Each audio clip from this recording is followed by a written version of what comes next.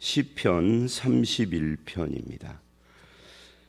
1절부터 24절 마지막 절까지입니다. 오늘 이 시편 31편은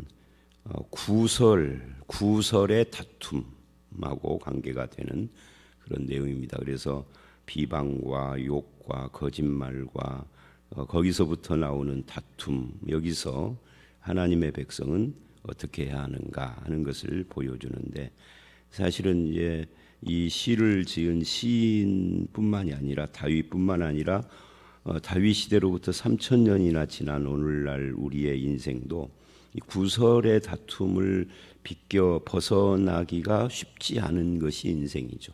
누가 됐든지 간에 나의 문제가 아니라 상대방의 문제이니까 사람들의 죄성이 남의 말하고 거짓말하고 욕하고 하는 것이 인간성 속에 있기 때문에 그렇습니다.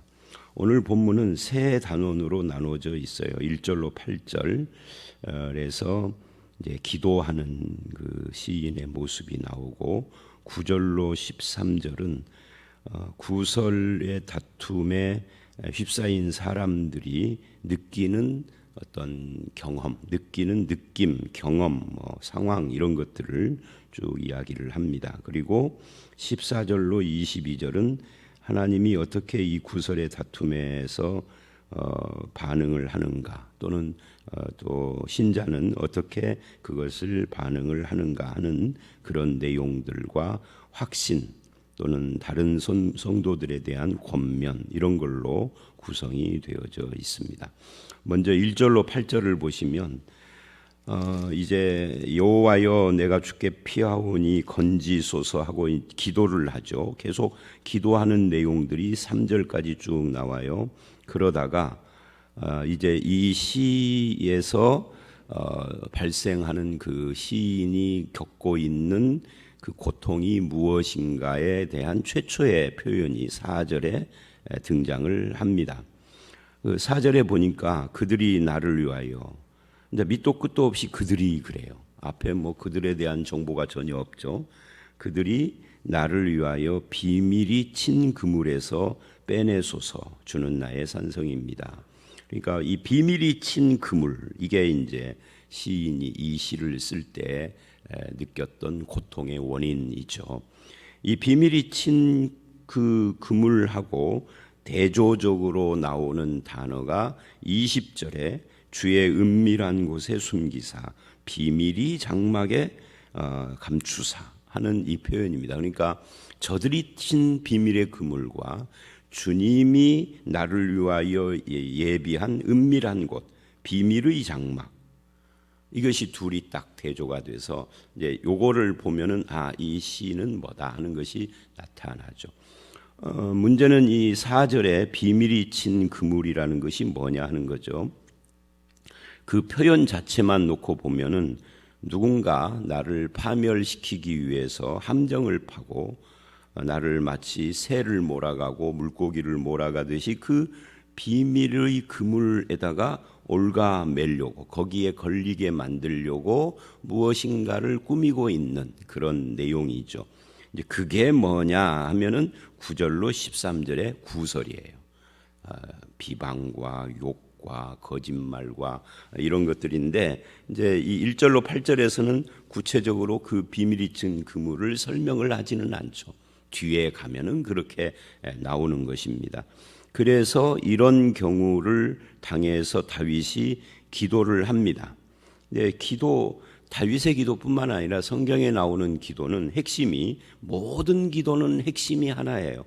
하나님이 누구신가? 내 기도를 받으시는 하나님이 누구신가가 핵심입니다.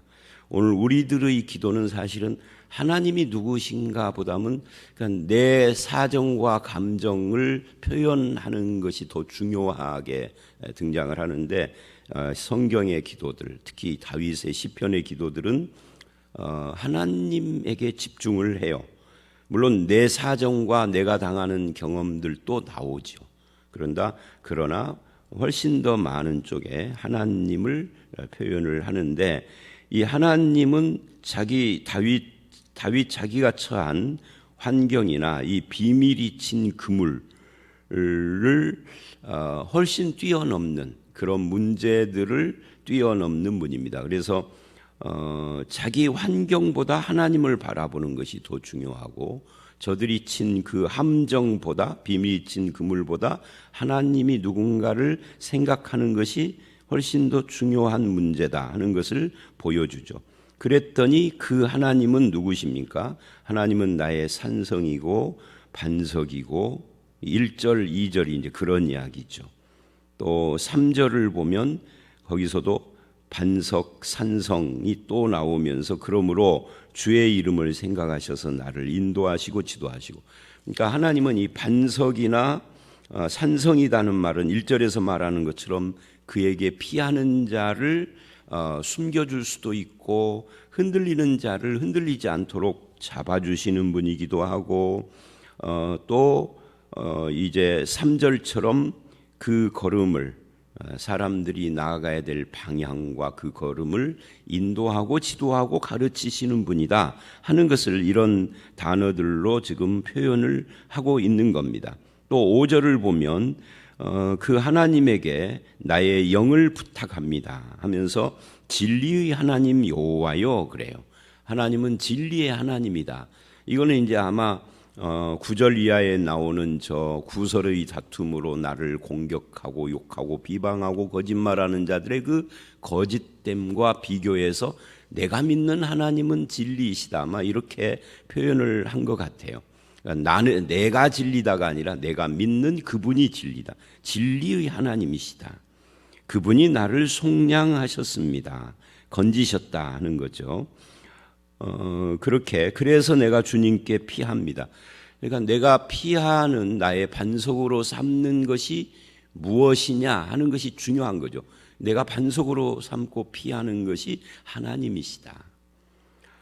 그리고 6절로 8절에 결심을 하죠. 내가 그래요.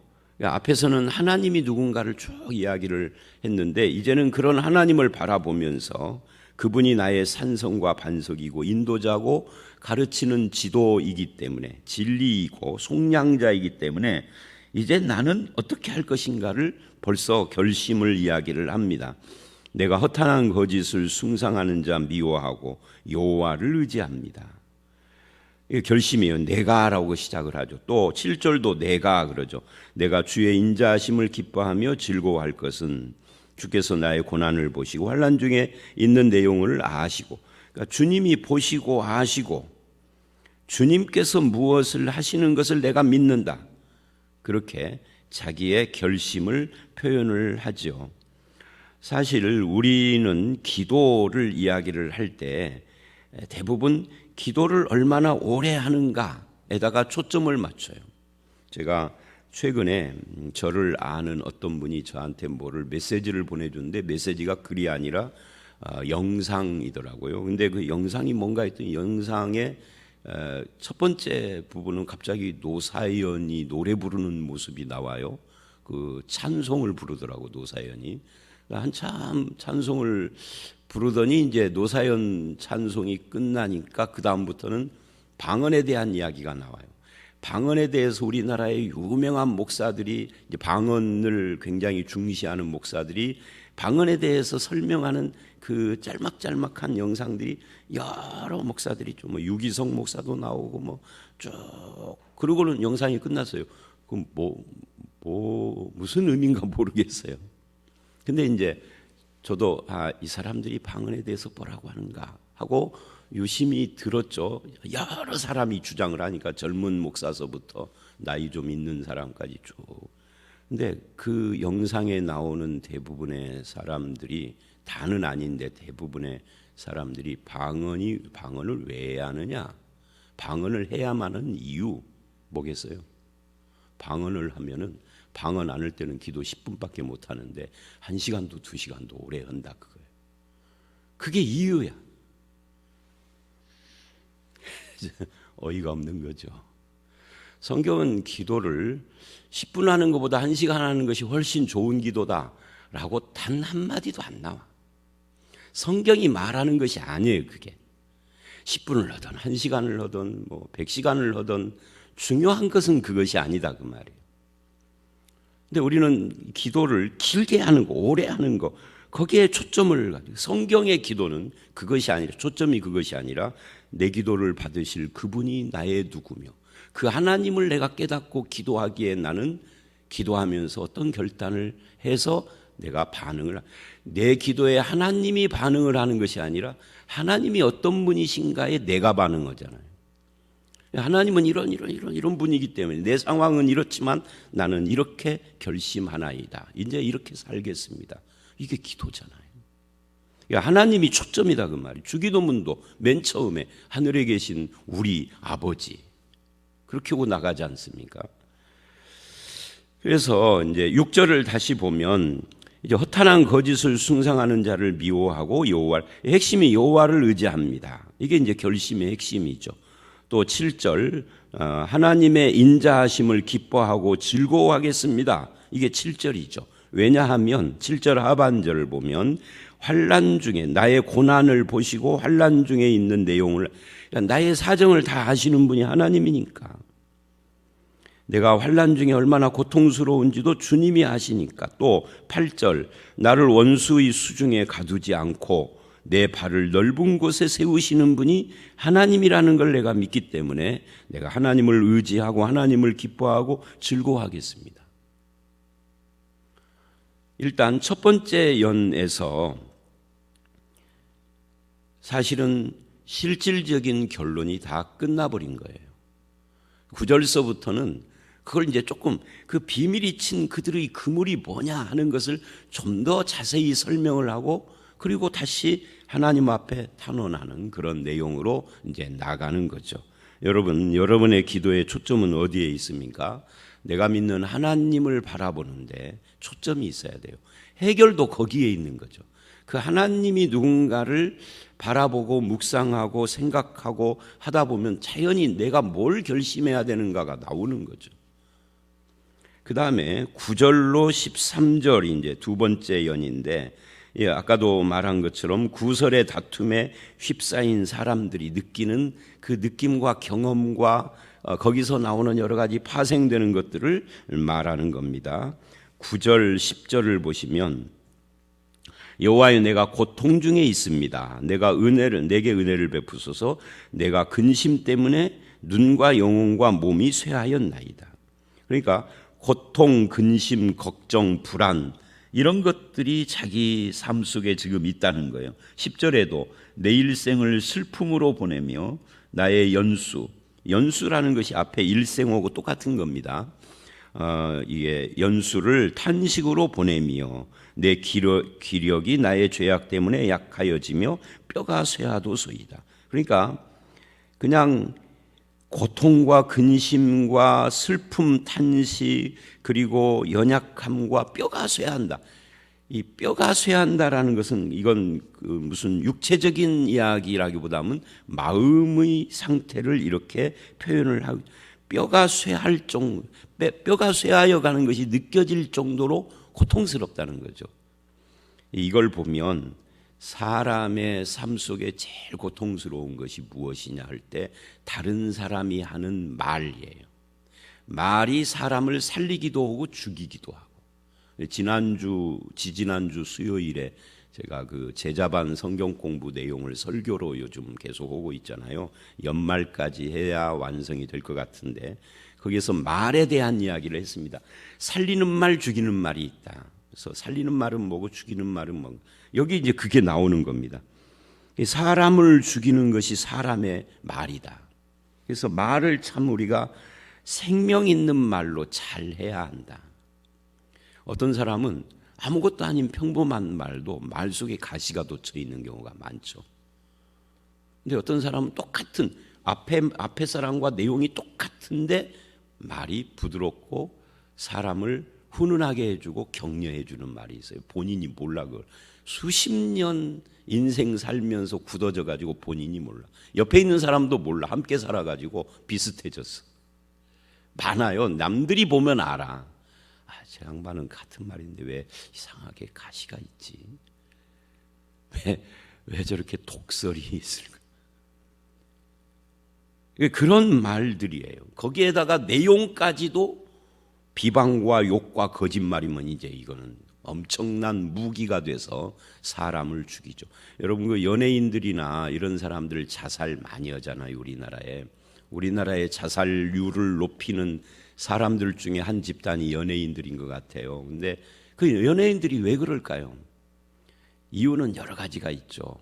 잘 나가다가 갑자기 뭐가 다 끊기고 뭐 이런 것도 있고. 근데 그 비방, 욕 이런 것들이 굉장히 영향을 많이 준다고 그래요. 근데 어떤 연예인이 한번 토크쇼에 저기에 나왔는데, 예능에 나왔는데, 자기는 절대 스마트폰으로 SNS나 이런 걸 안 본대요. 보면은 좋은 것이 하나도 없는 거예요. 안 보는 것이 자기 비결이래요. 그래야 마음이 편안해요. 안 보는 걸로 딱 자기는 정했다 그러더라고요. 그러니까 100개의 좋은 말을 하다가도 1개의 나쁜 말을 들으면은 급격하게 사람의 심리가 나락으로 떨어지거든요. 근데 우리 같이 비연예인이야 뭐 누가 비방할 일도 없고 하기는 하는데, 그러나 다윗은 지금 그럴지라도 여호와여라고 내게 은혜를, 그러니까 이런 그 비밀이 친 그물의 내용을 말하면서도 여호와여 하고 주님을 바라보는 다윗, 이게 중요합니다. 11, 12절은 그래서 외롭다 하는 이야기를 해요. 관계적으로 어려움을 느끼고 있는 거죠. 내가 모든 대적들 때문에 욕을 당하고 내 이웃에게서는 심히 당하니 내 친구가 놀라고 길에서 보는 자가 나를 피하고. 그러니까 비방을 당하는데 그 비방이 거짓인데 그 거짓말이 듣는 제3자에게는 진짜처럼 들리니까 사람들이 나를 멀리하는 거예요. 그러니까 외롭죠. 대적들에게는 욕을 당하고 이웃에게는 심히 당하고 친구는 놀라고 길에서 나를 보는 사람은 피하고 외로워진 거예요. 그래서 12절 내가 잊어버린 바 됐다. 사람이 이 사회적 동물이라고 하잖아요. 인간은 관계 속에서 살아요. 근데 외로움을 견디기가 어려운 거죠. 그래서 왕따가 문제가 돼. 중고등학생들의 자살은 왕따하고 관계가 많아요. 사실은 이제 지내놓고 나이를 먹으면서 보면은 중고등학교에 왕따를 당하든 말든 인생에 아무 관계가 없는 건데 그 한 1, 2년, 2, 3년만 지나면 볼 일들도 없는데, 제가 그런 생각을 중고등학교 때는 어리니까 그런 생각을 안 했지만 군대에서 보면 얼마나 괴롭히는 사람이 많아요. 이렇게 잠자다가 보면 누가 여기 이마를 손으로 이렇게 쳐, 이렇게 보면은 고참인데 나오라고 그래가지고 그 잠자는데 새벽 2시에 깨워가지고 데리고 가서 두드려 패고 술 먹고, 그걸 뭐 한두 번 당하는 거예요. 3년 내내 내가 고참되기 전까지는 계속 그런 일을 계속 당하는데 그건 죽이고 싶잖아요. 근데 이런 생각이 들더라고요. 3년 지나면 쟤를 볼 일이 없잖아. 그리고 군대 제대 오고 나서 제가 일부러 만나는 친구들 말고는 한 번도 우연이라도 본 적이 없어요. 같이 있었던 사람, 일부러 만나러 찾아가서 만난 사람 말고는 볼 일이 없는데 거기서 뭐 사니 죽니, 그래서 뭐 탈령을 하고 자살을 하고 뭐 그것 때문에 탈북을 하고 탈남을 하고 별 일이 다 일어나는데 그럴 필요가 없더라고. 이 3년 지나면은 아무것도 아니고, 3년도 아니지, 내가 고참되면은 아무것도 아니고, 걔네들 제대하면 얼굴 볼 일 없는데 그러면 1년 2년만 견디면 되는 거잖아요. 그죠? 그러니까 외로워지고 사람들과의 관계가 틀어지고 이거를 인간은 견디기가 굉장히 어려운 거예요.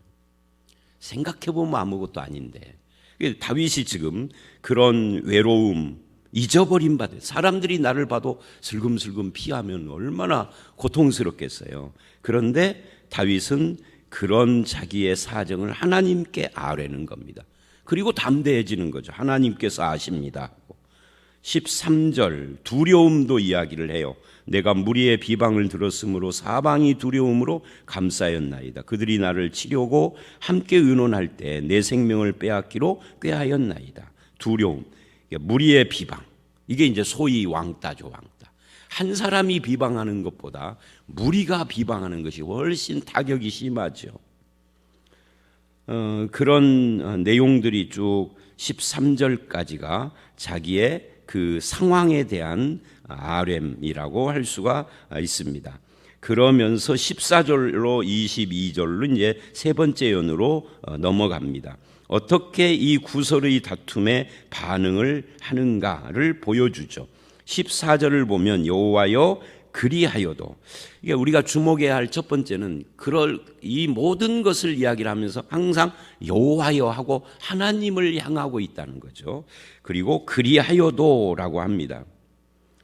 언제나 주님은 내 하나님입니다. 내가 왕따를 당하고 내가 뼈가 쇠할 정도로 고통을 당하고 마음이 그렇게 상하여도 그래도 하나님은 항상 나의 주님, 내 하나님이십니다. 내가 그 주님을 의지합니다 라고 신앙 고백을 하는 거예요. 신앙 고백은 편안할 때만 하는 것은 아니죠. 평안할 때는 누구나 할 수 있는 것이 신앙 고백. 그 누구나라는 말이 좀 이상하긴 하네요. 그것도 하나님의 은혜가 있어야 되는데, 신자라면 누구나 이래야 되겠죠. 근데 이렇게 고통스러울 때도 신앙 고백을 하는 것이 진짜 신앙이죠. 신앙이 이런 때 위력이 있는 거예요. 15절 나의 앞날, 이게 이제 옛 성경에는 나의 앞날이 내 시대라고 그렇게 돼 있어요. 말하자면 내 인생을 말하는 겁니다. 인생의 시간들과 내 삶의 모든 일들이 다 주님의 손에 있다. 이 주님의 손, 하나님의 손이 성경에 참 많이 나오죠. 입도 나오고 뭐 눈도 나오고잖아요. 실제로는 손, 입, 코, 눈 이런 것이 없으세요. 영이니까. 근데 이제 이 신인 동형동성적 표현이다 이렇게 학자들은 말하는데, 이 손이라는 말을 쓰는 이유는 하나님의 통치, 다스리심, 섭리 이런 것을 표현을 할 때 손이라고 합니다. 그러니까 나의 인생의 모든 것이, 시간과 거기서 일어나는 모든 것이 하나님의 통치와 섭리 속에 있다. 이거를 믿고 그 모든 외로움, 두려움, 고통스러움을 이기는 거죠. 내 인생을 붙들고 계시는 것이 저들이 아니고 이 세상이 아니고 하나님이다. 이렇게 믿는 겁니다. 그게 신자의 믿음입니다. 그 다음에 15절로 18절 그걸 전제로 하고 하나님께 기도하죠. 건져달라고, 비춰주고 건져주고 구원해달라고. 나의 앞날이 주의 손에 있사오니 하고 15절에 말한 다음에 16절에 주의 종에게 얼굴을 비춰주시고 사랑으로 나를 구원하시고 나를 부끄럽게 하지 마시고 악인을 잠잠하게 하소서. 하나님이 무엇인가를 해달라고 할 때 이렇게 부탁을 하고 있는 겁니다. 또 18절을 보면은 교만하고 완악한 말로 무례히 의인을 치는 거짓 입술이, 그러니까 앞에 있는 것은 전부 다 거짓 입술, 이것과 관계가 되죠. 교만하고 완악하고 무례한, 그래서 그런 태도로 거짓 입술, 거짓말을 하는 그런 그걸로 치는 그런 자들을 그 입술이 말 못하는 벙어리가 되게 해달라고 하나님께 부탁을 하는 거죠. 내가 하는 것이 아니라, 너는 입을 다물라고 그 사람한테 말하는 것이 아니라 하나님 저 입을 벙어리처럼 다물게 해 주십시오라고 합니다. 또 이제 결국 하나님께서 그들의 입을 닥치게 해야 해결된다는 걸 알아서 이렇게 말을 하는 거죠. 또 19절 하나님을 경외하는 자, 두려워하는 자를 이야기를 하면서, 그 하나님을 두려워한다는 게 경외예요. 이 경외하는 자를 위하여 쌓아두신 은혜, 곧 주께 피하는 자를 위하여 베푸신 은혜가 어찌 그리 큰지. 그러니까 하나님을 의지하는 자에게 하나님이 뭘 주느냐 할 때 하나님을 의지하는 자에게 주시는 것은 은혜다. 이렇게 지금 이야기를 하고 있는 겁니다. 은혜가 임하면 그 모든 고통, 괴로움, 또 외로움, 두려움 여기서 해방이 되는 거죠. 그러니까 구원하심의 은혜도 있지만 우리가 살아가는데 삶 속에 필요한 은혜도 있는 겁니다. 구원의 은혜와 삶의 은혜 다 본질이 같은 은혜죠. 하나님의 은혜가 얼마나 큰지 하고 사람들과 상황을 바라보는 것이 아니라 하나님과 하나님의 주시는 은혜를 바라보는 것이 중요합니다. 쌓아놓은 은혜, 베푸시는 은혜. 20절 주께서 그들을 주의 은밀한, 그러니까 그들이 누구냐면 주를 두려워하고 주를 피하는, 주님을 경외하고 주님을 피한다는 것이 주님을 의지한다는 거잖아요. 그런 자들을 위하여서 은혜를 쌓고 베푸실 뿐만 아니라 주의 은밀한 곳에 숨겨주시고 사람의 꾀에서 벗어나게 하시고 비밀의 장막에 감추어 두셔서 뭐를 해요? 말다툼의 그 고통에서 면하게 해주시는 하나님. 그러니까 하나님만 바라보는 사람은 사람들과의 다툼, 구설, 비방 이런 데서 벗어나는 사람이죠. 거기에 휩쓸려서 나도 막 다툼에 휩쓸려 가지고 비방하고 욕하고 처음에는 진리로 시작했는데 나중에는 나도 거짓말을 하고 과장하고 왜곡하고 막 그렇게 해가지고는 문제가 해결이 안 돼요. 그럴 때는 하나님을 의지하고 하나님의 그 장막에, 비밀의 장막에 들어가는 것이 더 중요하죠. 그리고 여호와를 찬송할지어다 그럽니다. 이 찬송할지어다 이것은 확신과 관계, 자기 자신에게 확신을 이야기를 합니다. 찬송하자. 견고한 성에서 그의 놀라운 사랑을 내게 보이셨다. 그러니까 하나님의 사랑, 앞에 은혜하고 똑같은 거죠. 은혜와 사랑을 내게 보이셨으니 그죠? 사람들이 뭐라고 하든 하나님을 찬송하자. 왜 견고한 성에서라고 할까요? 사람들의 말에 흔들리지 않도록 나를 지켜주셨다 하는 것을 이렇게 표현을 하고 있는 거죠. 그러니까 세상이 나를 흔들어도, 사람들이 말로 나를 흔들어도 하나님은 견고하신 분이다. 성과 같은 분이다. 놀라운 사랑을 보이시고 숨겨둔 쌓아둔 은혜를 베푸는 분이다. 그러니 사람들 때문에 흔들리지 말자고 스스로에게 결단하는 거예요. 22절 내가 놀라서 말하기를, 언격결에 말을 했다는 거죠. 놀라서 주의 목전에서 끊어졌다 하였지만 내가 주께 부르짖을 때 나의 강구세. 그러니까 자기 상황 속에서는 하나님과 내가 끊어졌나? 하나님도 나에게 외면하시나? 사람들처럼 그랬는데 주님께 기도하면서 보니까 아니더라. 하나님은 여전히 내 기도를 들으시는 분이시더라 하고 중심을 잡았다는 거예요. 그리고는 23, 4절에 다른 사람들에게 말을 합니다. 그러니까 21, 2절은 자기에게 결심을 말하고 23, 4절은 다른 사람들, 너희 모든 성도들아 라고 말을 해요. 여호와를 사랑하라.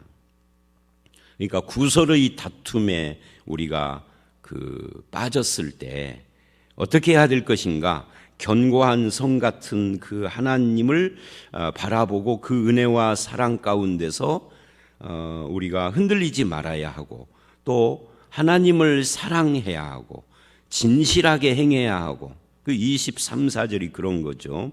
그리고 하나님을 바라보고 강하고 담대해라 라고 이게 이제 모두 다 자기가 경험한 것을 다른 사람들에게 자기 경험을 가지고 충고하고 있는 것이죠. 자, 오늘 말씀이 굉장히 길어서 더 자세한 이야기를 못 하겠습니다만은 여러분 우리가 살다 보면 과거에 이미 그런 경험들을 많이 하셨고 앞으로도 우리가 이 세상을 떠나기 전까지는 이 구설의 다툼, 거짓, 비방, 욕, 왕따 이런 것들을 경험할 가능성들이 있습니다. 현재도 그런 것이 괴로운 분도 있고요. 간단하게 이야기를 하면은 하나님을 바라보셔야 되고 하나님이 쌓아놓은 은혜와 하나님이 주시는 그 놀라운 사랑과 하나님과의 은밀한 비밀의 장막 속에, 은밀한 곳 비밀의 장막 속에 들어간다는 것은 아마도 하나님과의 교제를, 기도와 예배와 이 교제, 말씀 기도로 하나님을 만나는 행위를 이렇게 표현을 했을 거예요. 그런 것이 우리에게 힘이 되고 그런 함정에 빠지지 않고 그물에 걸리지 않는 그런 비결이라고 할 수가 있습니다. 여러분은 어떤 하나님을 바라보시며 세상 살아가면서 어려움이 있을 때 하나님 앞에 깊이 들어가셔서 그 은밀한 교제의 기쁨 속에서 살아가고 있는 그런 성도들이 되시기를 주의 이름으로 축원합니다. 함께 기도하겠습니다. 하나님, 비밀의 그물을 치고 우리를 괴롭게 하며 근심, 걱정, 불안과 육체적인 고통뿐만 아니라 뼈가 쇠하게 하는 그런 마음의 고통까지도 오게 하는 이 세상, 그리고 사람들, 심지어 거기서 나를 피하고 왕따를 시키며 두렵게 하는 무리들이 있을지라도 오직 우리는 반석이신 하나님, 산성이신 하나님, 우리를 진리 가운데서 속량하시는 하나님을 바라보고 하나님이 쌓아두신 은혜를 경험하며 주님이 건져주시는 그 품 속에서 주님과의 은밀한 이 믿음의 교제, 말씀과 기도의 교제로 그 모든 세상을 이기게 하여 주시옵소서. 하나님은 견고한 성 같으시고 놀라운 사랑을 준비하여 우리를 영접하시는 분임을 믿습니다. 그 하나님을 사랑하고 진실하게 행하며 저들의 거짓과 같은 거짓으로 세상을 살지 않게 하시고 하나님을 바라고 담대하고 강한 성도로 이겨나갈 수 있도록 은혜를 베풀어 주시옵소서. 세상을 바라보며 상처받는 자가 아니라 하나님을 바라보며 은혜가 충만한 하나님의 백성으로 살기를 간절히 바라올 때 예수님 이름으로 기도드려 싸움나이다. 아멘.